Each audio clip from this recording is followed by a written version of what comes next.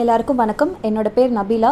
நான் நடந்து முடிஞ்ச குரூப் 2 எக்ஸாம்ஸில் ஸ்டேட் ஃபர்ஸ்ட் செக்யூர் பண்ணியிருக்கேன். புகழ் அனைத்தும் இறைவனுக்கே. ஸோ இதுக்கு எனக்கு ரொம்ப ரொம்ப ஹெல்ப்ஃபுல்லாக இருந்தது என்னோடய ஹஸ்பண்ட், அவரோட எமோஷ்னல் சப்போர்ட். அதனால தான் என்னால் இந்த ரேங்க் அச்சீவ் பண்ண முடிஞ்சுது.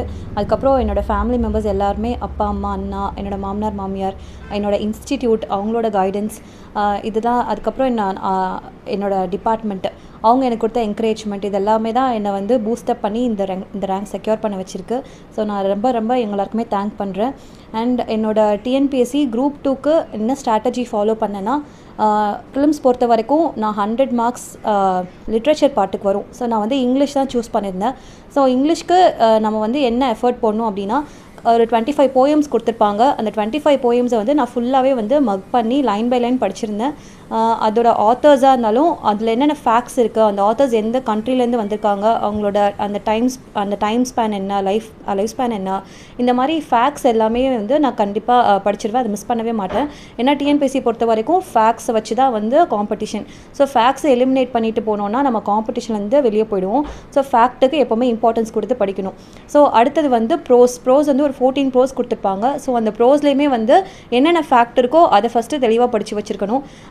தேர்ட் வந்து என்னென்னா கிராமர் வந்து நிறைய ஒர்க் பண்ணி பார்க்கணும். நிறைய இதை வந்து நம்ம கான்செப்ட் புரிஞ்சிட்டாலே கிராமர் வந்து போட்டுடலாம். ஃபஸ்ட்டே வந்து ப்ரோஸ் அண்ட் ப்ரோயம் வந்து படிச்சுட்டு கண்டினியூஸாக நம்ம கான்ஸ்டண்ட்டாக ரிவைஸ் பண்ணிகிட்டே இருக்கணும். ஏன்னா ஃபேக்ட் சீக்கிரமாக மறந்து போயிடும். ஜிஎஸ் பொறுத்த வரைக்கும் 25 மார்க்ஸ் ஆப்டிடியூட் வரும்.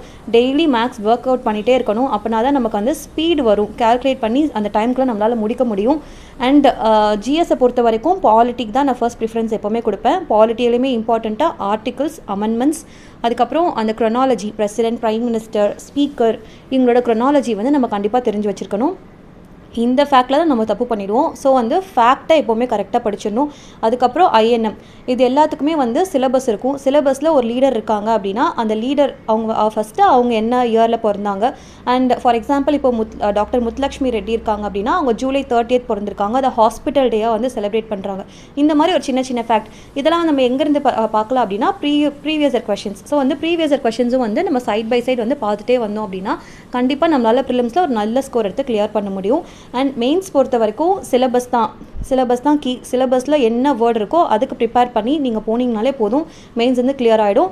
குரூப் 2 மெயின்ஸ் பொறுத்த வரைக்கும் என்னென்னா, குரூப் 2 நிறைய கொடுத்துருப்பாங்க. நம்மளால் வந்து டைமுக்கு கம்ப்ளீட் பண்ண முடியாது. ஸோ நிறைய ப்ராக்டிஸ் எடுத்து பேப்பரை கம்ப்ளீட் பண்ணணும். பேப்பரை ப்ரெசன்டபுளாக இருக்கணும், நல்ல லைன் போட்டிருக்கணும். தேர்ட் வந்து ஒரு லெஜிபிள் ஹேண்ட் ரைட்டிங் இருந்தால் போதும். நான் வந்து ரொம்ப சூப்பர் ஹேண்ட் ரைட்டிங்லாம் இல்லை, லெஜிபிள் பார்த்தா வந்து நான் என்ன எழுதிருக்கேன்னு புரியும். கொஞ்சம் ஸ்பேஸ் விட்டு நான் நீட்டாக வந்து ப்ரெசென்ட் பண்ணாலே நம்மளால் வந்து கண்டிப்பாக ஒரு நல்ல ஸ்கோர் எடுத்து கிளியர் பண்ண முடியும். ஸோ நான் அதான் பண்ணேன். எனக்கு ரொம்ப ரொம்ப ஹெல்ப்ஃபுல்லாக இருந்தது. ஸோ எல்லாருக்குமே நான் என்ன சொல்கிறேன்னா, தெய்வத்தால் ஆகாதுன்னு முயற்சி தன் மெய்வர்த்த கூலி தரும். ஸோ வந்து எப்போவுமே நம்ம ஹார்ட் ஒர்க் ஃபெயில் ஆகவே ஆகாது. Hard work never fail. So உங்கள் மேலே நீங்கள் நம்பிக்கை வச்சு நல்லா படிச்சிங்கன்னா ஒரு கன்சிஸ்டன்ட் எஃபர்ட் போட்டால் கண்டிப்பாக நம்மளால் அச்சீவ் பண்ண முடியும். நானும் அப்படி தான் பண்ணேன். எல்லாருக்கும் best of luck and thanks.